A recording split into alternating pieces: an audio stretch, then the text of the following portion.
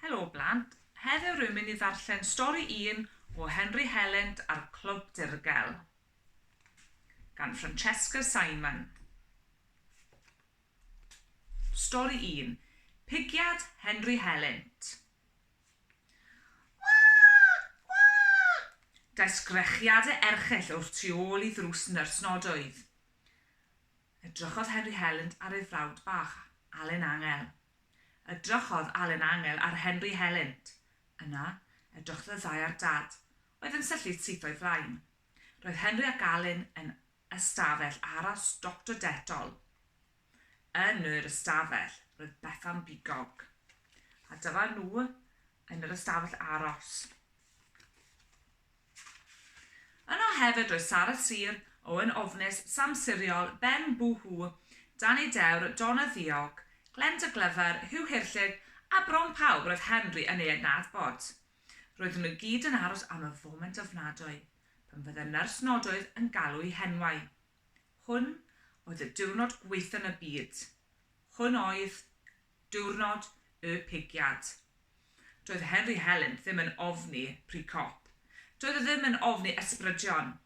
Doedd e ddim yn ofni lladron. Breuddwyd yn cas, drysau gwychlyd, na synnau rhyfedd yn y nos, dim ond un peth oedd yn dechrau'r Henri. Roedd hyd yn oed meddwl am y gair erchyll pigiad yn gwneud iddo grynu a chrynu a gwegian a gwingo. Daeth nyrs nodoedd I mewn y stafell aros. Daliodd Henri ei hanadl. Plis, dwedwch rhywun arall, gwyddiodd. Ben, medde nyrs nodoedd. Dechreuodd Ben Bwhw grio dros y lle. O, dyna ddigon, medde nyrs nodoedd. Cydiodd yn dyn yn ei fraich a chair drws y tir ôl iddo. A dyma hi yn mynd â braich Ben. Does dim rhaid I fi gael pigiad, medde Henri. Dwi'n teimlo'n iawn. Mae pigiadau'n dy gadw di'n iach, meddai dad. Mae nhw'n lladd germau. Dwi ddim yn credu mewn germau, medde Henri. Dwi'n credu, meddai dad. Dwi'n credu, meddai Allen. Wel, dwi ddim, meddai Henri. Och neidio dad, rwy ti'n mynd I gael pigiad, a dyna diwedd hi. Dwi'n poeni dim a pigiadau, meddai Allen Angel. Dwi'n gwybod ei bod nhw'n dda I fi. Trodd Henri yn alien, oedd wedi dod o'r gofod pell I bigo plant y ddear. Aw! Gwychodd Allen. Paid o bod yn gas, Henri, gweiddodd dad. Aw! O tu ôl I ddrws nyrs nodoedd daeth sgrechiadau erchyll. Aw! Na! Yna fe gripiodd Ben hw allan, gan afal yn ei fraich a chrio. Babi mam, meddai Henri. Aros di, Henri, llefodd Ben. Daeth nyrs nodoedd I mewn i'r stall aros. Ceodd Henri ei lygaid. Dim fi, sybrydodd Dani wynt. Dim fi. Sara, meddai nyrs nodoedd. Cripiodd Sara Sir I mewn i'r swyddfa nyrs nodoedd. Aw! A seinydd y sgrechiadau dros y lle. Yna fe gripiodd Sara Sir allan gan afal yn ei braich a snwffian. A dyma hi yn snwffian. Babi swgi, meddai Henri. Wel, mae pawb yn gwybod amdano ti, Henri, meddai Sara'n Sir. Gwybod be, meddai Henri, rwy ti'n gwybod dim byd. Daeth nyrs nodoedd yn ei hôl. Cuddiodd Henri ei wyneb yn ei ddwyro. Os dywysdwch chi rhywun arall, fe fyddai'n bachgen da iawn meddyliodd. Please, dywysdwch rhywun arall. Bethan, meddai nyrs nodoedd. Ymlaciodd Henri. Hei Bethan, gwrando ar hyn. Mae'r nodwyddau mor fawr ac mor finiog maen nhw'n gallu mynd drwy dy fraich ti, meddai Henri. Chmerodd Bethan bigog ddim sylw, dim ond brasgamu mewn I swyddfa nyrs nodoedd. Roedd Henri'n disgwyl eich clywed hi'n sgrechian dros y lle. Waw, roedd e'n mynd I wneud hwyl am Ben Bethan babi. Tawelwch. Yna, dyma Bethan bigog yn cerdded yn sionc I mewn y stafell aros a dangos y plaster enfawr ar ei braich a gwenodd ar Henri. O, Henri, dyle ti weld y nodydd fawr sydd ganddi hi heddiw, meddai Bethan. Mae hi mor hir anghoesi. O, caid y ben, Bethan, meddai Henri. Roedd yn anadlu'n gyflym ac yn teimlo'n chwil. So beth yn bod, Henri? Gofynodd Bethan yn annwyl. Na, meddai Henri. Gogodd yn gas ar Bethan. Pam doedd hi ddim yn sgrechian ac yn gweiddi? Doedd hi ddim yn deg. O da iawn, medde Bethan.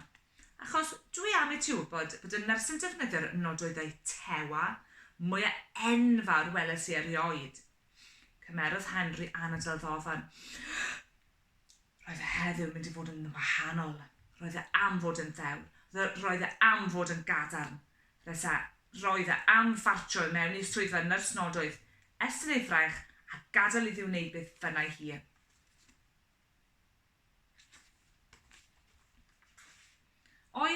Roedd heddiw'n ddiwrnod arbennig. Ar ôl heddiw, bydde pawb yn sôn am Henri Aror, y bachgen a chwarddodd pan aeth y nodwydd i mewn, y bachgen o ddynodd am ail bigiad, y bachgen... Henri! Medde nyrs nodwydd. Na! Sgrechodd Henri. O na! Ie, medde nyrs nodwydd. Dy dro di yw hi. Anghofiodd Henri fod yn ddewr. Anghofiodd Henri fod yn gadarn.